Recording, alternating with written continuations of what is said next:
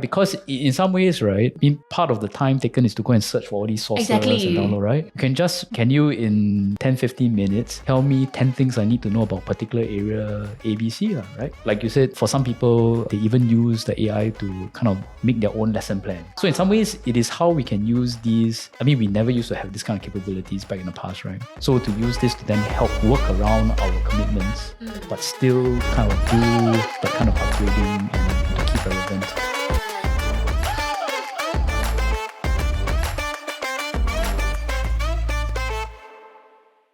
Hi everyone, welcome to another episode of Wise and Shine. I'm Alex Low _ Growth Mindset Coach, and I'm here with my co-host Dawn, SG Budget Babe, and today we're going to talk about why is reskilling and upskilling important. We're not the experts, right? Yeah, so we got to hear from Brendan Lee from WSG.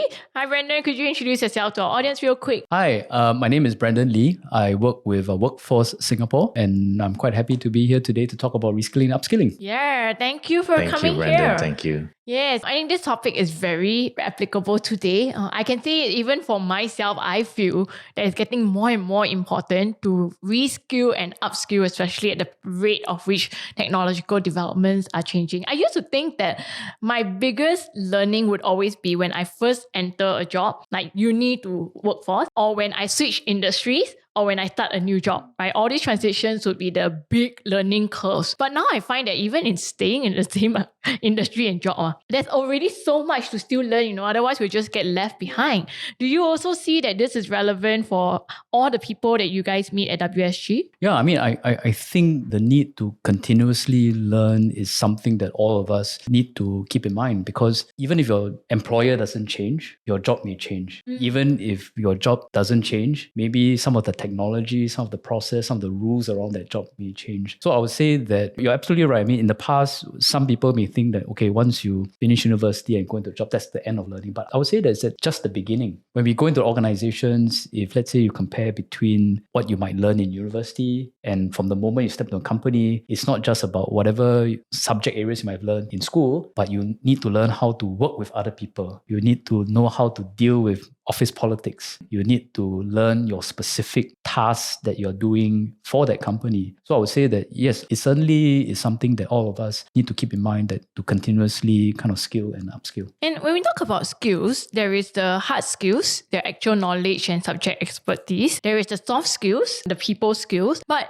increasingly, there's also the tool skills, right? And in all the job openings we see, employers will say you will need to have experience or knowledge in like Photoshop, Adobe, or like specific JavaScript or whatsoever, depending on what the role is. But that can be hard for some folks, whereby in the past you could learn this yourself. But increasingly, some of these job applications are showing tools that are very much B2B. And for an individual, we may not be able to go and learn how to use a B2B tool unless it just so happened that your previous employer used that tool, right? So for instance, I've seen job applications that say you must have had prior experience with using HubSpot. But then what if your previous employer was using Salesforce? Right? You wouldn't be able to learn that. You could learn some stuff about HubSpot, but without that actual execution, it's really hard to just go into a new job and you can immediately start rolling, which is what that employer wants. What would be your advice for people who find themselves stuck in this manner? Wow. First of all, it's a kind of trend that we're seeing in terms of employers and job postings focusing more on skills. And I think in some ways that's a good thing, because it tells people exactly what you need to have to be able to perform in the job, as opposed to maybe in the past where the only kind of criteria is just to look at your qualifications. Now with additional detail of what are the particular skills that you need in a job being articulated in job descriptions and things like that, I think it's useful because it gives people a clear sense of what you actually need to have. I would say in general, you probably could find a course for anything to learn on that particular skills. I think today, if you look at, let's say, our sister agency, Skills Future Singapore, they have over 20,000 courses in all sorts of areas. IT, HubSpot, all these are very kind of hot areas. And I think from the formal training and skills acquisition point of view, that's one source where you can find potentially a course to do it. The other source, which actually for me, I spend most of my time gaining skills from, other informal sources. I would say that probably 80% of my learning these days comes from from watching YouTube. And out there these days, there are so many experts on very, very esoteric areas. I'm sure if you want, you can find a Salesforce guy that is offering free, very relevant, very industry current content on various aspects. I guess as a last resort, then maybe to pick up those skills, you may have to choose to maybe work for somebody that's willing to take on somebody who's less experienced, and then you learn on the job. And then after you pick up those skills, then maybe you can then transfer it to other employers, continue to hone your craft. I think those are great. Those are great suggestions, right? I wanted to also ask, at WSG, a lot of the work that you do involves, I think you mentioned previously, before we had this started, 60% people that were left redundant, right? So they didn't have jobs. 40% are actually gainfully employed, but looking for something else. What percentage of these 60% that are looking for a job actually were made redundant because of their inability to upskill or reskill? Do you have any data? Any on insights? that? Yeah. I would say that as with most redundancies, it is probably less to do with the individual and more to do with the enterprise, right? What's happening with the business. And these days, I think the number of reasons where organizations may choose to restructure and to potentially change their workforce also has many reasons.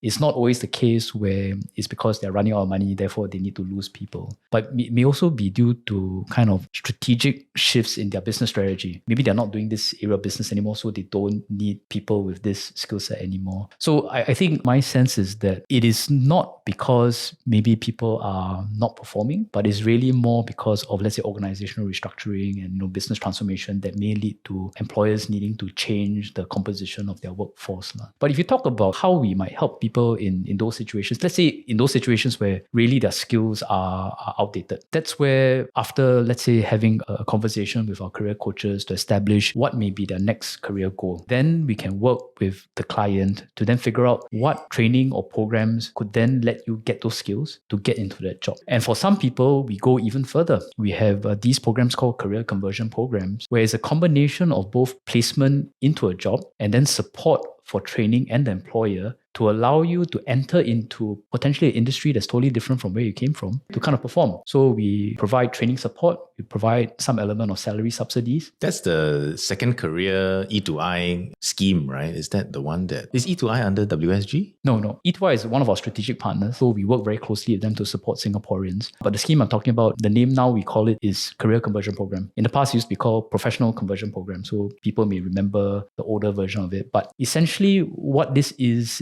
that we know that people may need support to cross-sector for whatever reason. Maybe you're looking for just to do something different, or maybe you want to enter into a sector that you think has got growth potential. Not always easy to break into something new, right? So with the career conversion programs, we package both placement into a job with proper employer, but then we also supplement that with training to make sure that, like for example, we have career conversion programs that help people enter into healthcare, right? And so you go into a healthcare institution and then you work and train at the same time to get up to speed and to be a healthcare professional from wherever you may kind of be.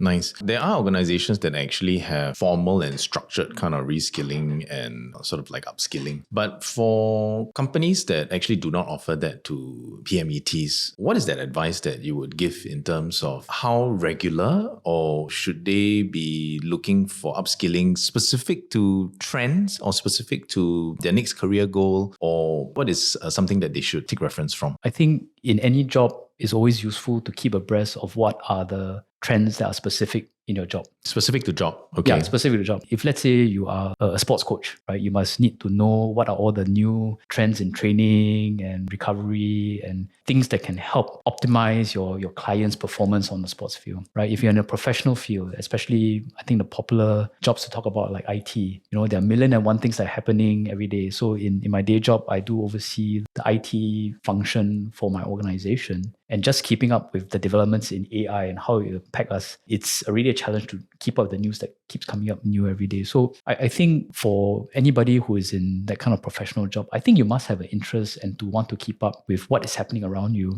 And from there, then I guess you have to figure out what is then important to you in your current job. What do you want to pursue that can help you perform better in your job, add value, or if let's say you're thinking you want to make progress to the next level, what are the skills that you can pick up that can increase the potential for you to be identified to take on that larger job or a different job in the organization or maybe in a different organization. So I think that the starting point must be that, you must have an interest to kind of stay current and relevant. And then when it comes down to that, then you can start identifying what skills will be relevant to your own goals. That's good, yeah. We've gone back and forth on reskill and upskill. I thought maybe it would be good if we could pause for a moment to define what's the difference between reskill versus upskill. I suppose nobody has a monopoly on definitions these days, right?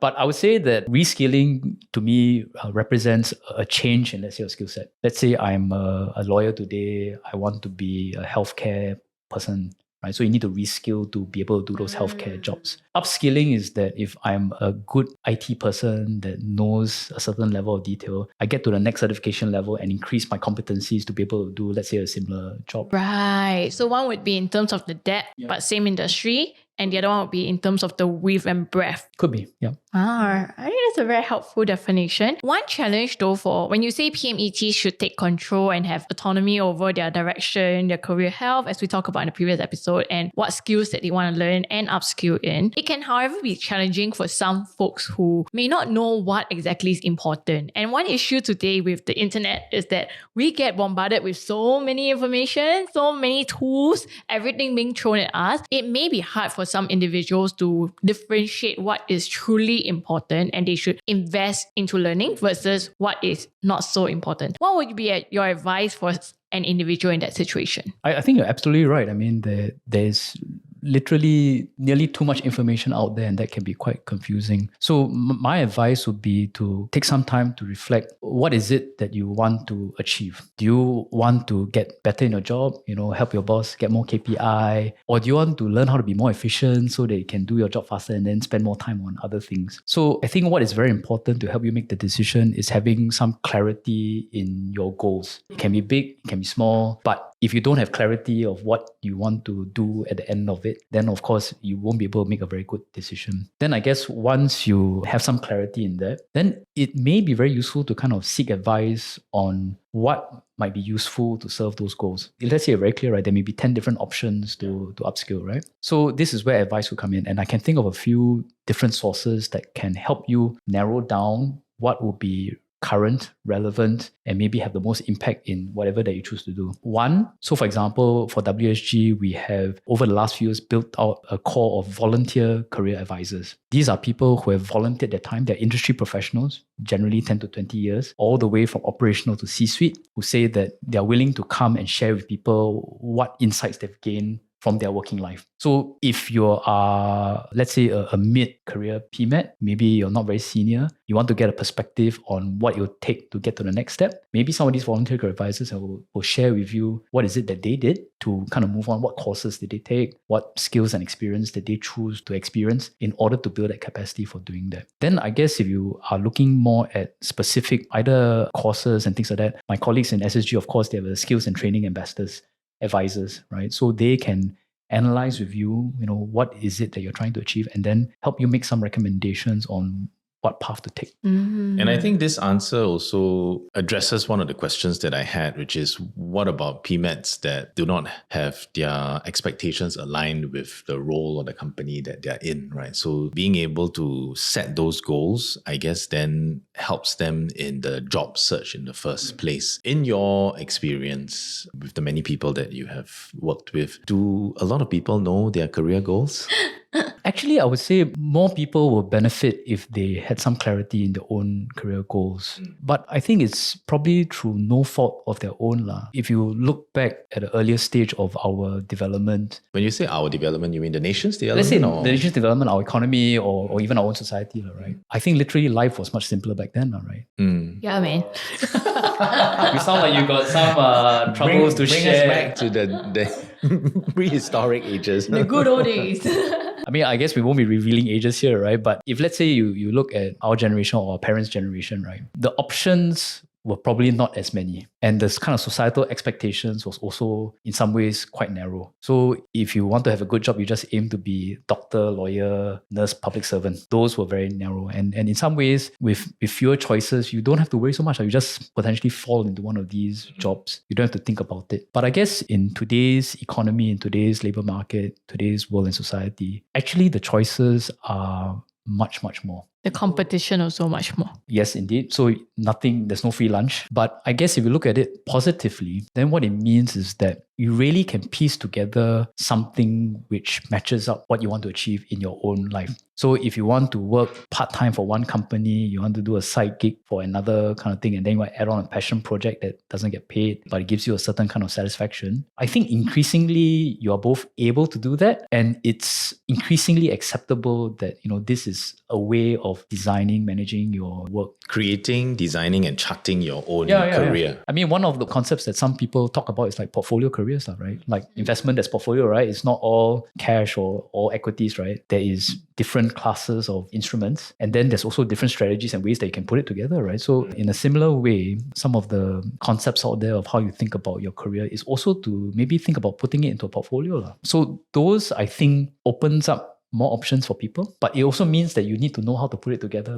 Yeah. Actually, that just reminds me of how we used to do it in uni, where you would go on several projects, you would intern or do side projects, even free for some companies, just to build that initial portfolio, so that when we go to our first few interviews, we have like, okay, I'm a student, I have no formal work experience, but here's my portfolio of gigs that I've actually done before that can show the value if you're willing to take me in. Yeah, and now increasingly we can also do that in our careers. That's what you're suggesting. I think in addition to the value of having a portfolio, the ability to try many things also helps you to figure out what you like and what you don't like. Right? Because sometimes you just don't know how you might react to a thing until you start doing it. And so I guess, if you think about it, right? So in the past, careers are like, there are a few set menus, cannot change anything. You just buy it, or it's like package tour. You just go for 10 days, 9 countries in Europe. You just have to follow along for the ride. Nowadays, you could say that it's a little bit more free and easy, right? You can pick and choose. If you want to take the slow route, you can. If you want to do 20 countries in 10 days, also you can. But it does mean that you need to have a skill of arranging this yourself, because you have to settle your own logistics. You have to book your own flights. You have to settle your own accommodation. You have to do your own crisis response if something happens on the road. So in some ways, with more flexibility also comes to the need to be able to manage this by yourself. Hey, I hope you're enjoying Wise and Shine so far. I'm your host Reggie, aka your Chief Financial Coconut, and for us to continue to do this show so that you become a tad bit wiser every week, you gotta like, share, subscribe, help us beat the algorithm. But even more importantly, if you can, comment in the comment section below. Let us know your thoughts and also some questions that you would love us to answer. Yep, now back to the show. Yeah, one thing I used to do was that I would look at LinkedIn profiles of folks who were in jobs with companies that I wanted to apply for. Then I would see like what they put as their certifications and knowledge skills, right? Then I'll try and see, is that something that I should try and get? At the same time, looking at the job application, then it will show like the tools or certain things that they're looking out for. Then I'll be like, okay, I better go and find a way to like get this. Otherwise, I have to tweak my CV so that I won't get screened out by the AI who's looking through this. And that was one way I look at it on how to, what you would call upskill, right? Yeah, to put together that portfolio. Would you then also say that you talk about upskill, should upskilling be a priority or reskilling be a priority for? I think it depends on your goal at the end of the day. Depends on the goal and also depends on the role specific, right? Yeah, I would think so. I think overall there's certain patterns. So today you'll be at a disadvantage if you have absolutely no clue about AI, right? So I think that's something that's maybe, for everything else, I think you have really got to be able to make an assessment for your situation. What is it that you want to do and what would be relevant? I thought your strategy of looking at people's LinkedIn is a very practical way of doing it that gives you some reference if you are trying to follow maybe a slightly more established path, except that maybe on a different part of the journey. Yeah. So coming back to WSG's role in this whole ecosystem then, what role does WSG see itself playing in shaping the future of work for PMETs in Singapore? To be very clear with me, we support everybody from those rank and file to PMETs, or maybe some people recognize blue collar, white collar. We love all, we serve all. Our role is in equipping individuals with the skill sets to be able to navigate complex environment that we all live in. And of course, part of equipping people is giving them the capability to identify the skills that will keep them kind of relevant, continue to be career resilient and career healthy, and make progress in their careers. We also do work with employers because for the large majority of us, we do work for somebody lah. And depending on how good that environment is, that could give us more or less options to develop. So we do have a very important kind of effort to work with employers, with organizations to make sure that they provide a good environment for individuals like ourselves, employees, to be able to develop their careers, to gain the skills that they need. And what we make the argument for them is that, this is also in your own interest lah. If you can imagine, right, for let's say a piece of software, let's say your phone, right? You wouldn't imagine not keeping up with updates to keep it current. So I think for employers, what we encourage them to do is that, your people are your most, if not one of the most important resources that could affect and impact your bottom line. So do invest in it. Do create an environment where people feel that they can be engaged, they can develop their careers, and then it will pay off in what you do, even as a business. Do you find certain similarities in companies who do not do that, and it's a hard conversation to convince them on? Yeah, they don't last very long. I'm just kidding. I don't have any data on that. I wish I had some data on that. I can imagine. But are there any similarities or characteristics that you see of companies who feel this way? Because if we look at, let's say, the top employers of the world, the best employers, the big tech, they do understand this value. Even their CEOs preach that publicly, and they invest a lot into the programs for their own employees to skill and upskill. I was just recently telling my friend I envy her because she just switched over to GovTech, and my friend actually does the AI training in GovTech for the public sector. I want to be in a government role now just so I can go and learn, because the private sector doesn't have that. First of all, there are resources for AI training. I think AISG has free courses. So if you want to, you can go to AISG. But you're right. If I were to put a plug for the public service, and I've spent by now 30 years in public service, if there's one thing that we do commit a lot of time, energy, and resources, is investing in our people. For some, they may remember that some agencies, maybe they do even more, but I think there's commitment to a certain minimum hours of training, right? Every year, there's budgets to facilitate that. And in some ways, it's like financial investing, right? In the short term, you do have to put in these resources. You have to take the time to do the training. You have to take the effort. You may have to do tests and exams, and then you still got your work going on. But the payoff will be hopefully in the longer term, if you choose something that is relevant to what you're doing. But do you find any similarities between, on the other end of the spectrum, the companies who don't really do that? Are they more in terms of a certain industry? Are they big versus SMEs or very small local shops under 50 employees? What's their characteristic like? I would say this, the only defining characteristic is that maybe they think of their workforce as something that's a little bit more cost center for them. I wouldn't say that there is particularly SME or MNCs. I think it's like with any distribution, there will be organizations that maybe take a different approach to investing in their people. Of course, we hope that they can change. Government does provide a lot of encouragement and support for companies to implement policies and systems to do that. But I guess at the end of the day, if they choose to operate in this way, then every choice will have its consequence. And I think recently, if you look at the surveys of what employees want, they actually do look out for employers who do invest in their people, whether it's training, whether it's other experiences, cross postings and things like to build out individual. They are looking for employers to do that. So if you're not one of those employers, very soon you might not find people wanting to join you. And then soon after that, you find people leaving you. Then where does that leave you, right? So employers must stay current to reskill and upskill employees. Yeah. And growth, I think, is increasingly a very important non-negotiable for many KMETs and employees, because otherwise, it's tiring to also keep changing jobs, right? It's tiring to have to switch to somewhere else to learn, whether it's I just stay on with this employer and I get to grow in the role. And I think it doesn't have to be a kind of seen in national service or some other kind of duty that you do this. Doing this helps with your bottom line. If you're able to reduce your attrition, that lowers down your hiring costs. If you equip your workforce to be able to perform better, that improves your top line, or maybe it helps improve your bottom line. Just like how you invest in your capital and other kind of equipment, this is the part that helps you generate that income. So why would you not invest? And anyway, I think in the coming years, we're also going to see a very tight labor crunch situation, right? I think, was it a couple of months ago, our TFR was already below 1 and our workforce is also aging. And I guess how much talent we can continue to import also is not unlimited. So you're going to reach a point where you have no choice but to invest. So do you want to be forced, or do you want to be more strategic and kind of have that competitive advantage compared with the other people that are not moving ahead with this, you see? Yeah. That's a great perspective for the employers, right? Yeah. But I guess for the PMETs and employees, my biggest takeaway for this really is you need to set your goals. So you need to understand. Know your goals first. Know your goals, set your goals. And set them realistically. Yeah. Yes. And I think we had that conversation, right? Setting them realistically, whether to go lower on your goals as well as or whether to go higher on your goals and whether Or increase your resources. Exactly. Yeah. Right. I want to ask, in your work at WSG, when you guys work with the PMETs, what are some of the biggest challenges that they cite in learning and doing all this reskilling and upskilling? Is it time? Is it energy? Is it burnout? Resources? What's the common pushbacks? I would say that some of the common things is, of course, time and resources. But I guess what I would encourage them to say is that from a resourcing point of view, government has got your back.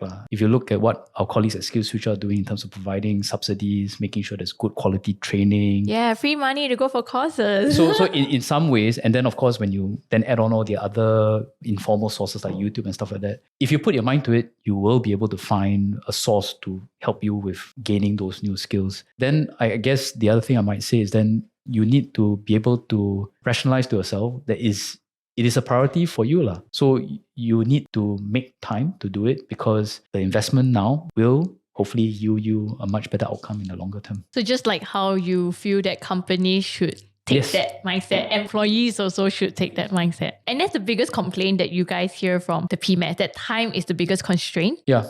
Singaporeans are busy. Yeah. If I were to push a bit further, I think now also you mentioned aging population. Many people are now stuck at the stage where they have to also be caregivers. Some are caregivers to both the young and old. So realistically, after coming back from work, actually before work, you settle the young. Then you go for work. Then you come back, you settle the elderly, or you take time off work to send your elderly parents to the hospital, etc., take care of them. And then you come back, still need to help your young with their homework or whatever, art and craft. And then you finally go to sleep. It's like so draining already. What advice would you give for people stuck in that situation? I know it's all about time and priority, but what advice would you give on how they can carve out some of this time while juggling their work, their mental wellness, and caregiving duties? Yeah, I mean, I acknowledge especially caregivers have a lot of time, resource, attention, pressure. I'm no expert in this kind of area myself, but I would say that start with something small. Like 10, 15 minutes a day? Yeah, let's say just commit 10, 15 minutes. And these days, if you look at the content that's available out there, they do come in a lot of kind of bite-sized stuff. So if you're already time pressured, maybe don't add on to your pressure by saying, I commit to a 6 months program, right? You're just only going to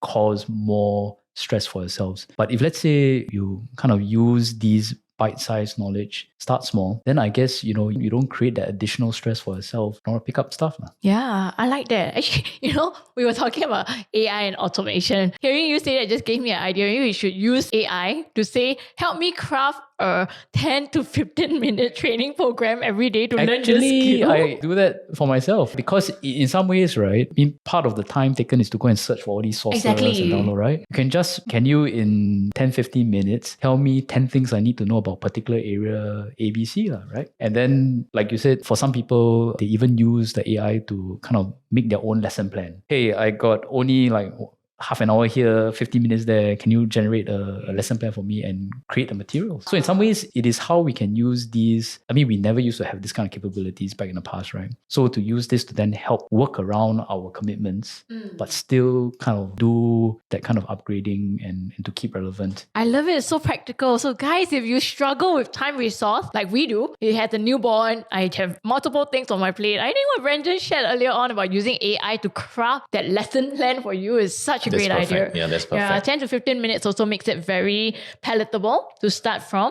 Yeah. Also, maybe stop scrolling on cat videos. Then you'll find the time to... Or dog videos. or dog videos. Use the phone to set the cut-off time, right? For doom Yeah. scrolling. Actually, it's true. I think people waste a lot of time on doom scrolling without realizing it because the algo is just so good at sucking you in. Yesterday, I wanted to go to bed and then I opened TikTok and it fed me this video. The first line was very catchy and I didn't realize how long the video is. By the time I finished watching it, I realized 20 minutes was gone. Wow. Oh, wow. And I thought it was short because TikTok, right? It wasn't. It was a very long video. It was like a YouTube video, I was like, what did I just do? That's 20 minutes you could have used to learn about Exactly, AI. exactly. Yeah, something we got to be conscious of. Alex, you had another question that you wanted final to question ask. from me, Brandon. So we know that WSG has a lot of good career coaches, right? And I think that one of the mandates for WSG is really to upskill and reskill and train, whether it is employees that are gainfully employed or whether they have been displaced, right? So what is the effectiveness of all of this retraining and upskilling that the career coaches at WSG have put these citizens through? And can you share a little bit more about that? I would say that our main mandate is to help people, I guess, remain employable. And in many cases, skills is a very important component about it, but it's not the only thing that I guess we care about. The skills part, SSG has got a much greater focus on the kind of skills part. But I guess some of the things which we look at is, of course, whether the kind of training that we package in with our employment facilitation helps them get into a job. And then we also do look at things like, Success rate. are they able to kind of stay in that job for a longer period of time? So we kind of track them. Are you still working 12 months after the intervention? We may also consider things like wage uplift, right? Because in some ways, part of the investment is either to maybe help the person convert, right? Like reskill into a different sector. But we also hope that this helps them be able to, I guess, let's say, gain better wages or wage trajectory in those new sectors and things like that. So we do look at kind of numbers like that to see that, to make sure that the programs that we design have,